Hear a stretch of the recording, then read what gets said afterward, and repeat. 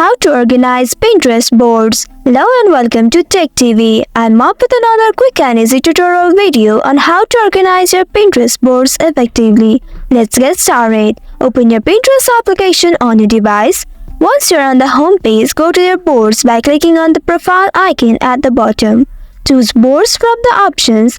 Now select the specific board you want to organize. Here click on the board and within it you will find the organize option. Click on organize. You will be presented with various options. You can select pins to delete or reorder them.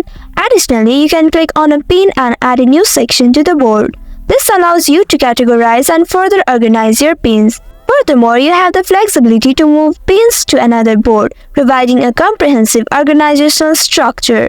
In this way, you can efficiently organize your boards on Pinterest. That's all for today's video. Thanks for watching till the end. If you found this video helpful, don't forget to like, share and subscribe the channel. Also hit that bell icon to get notifications on more such helpful tutorials. See you in next video. Stay connected.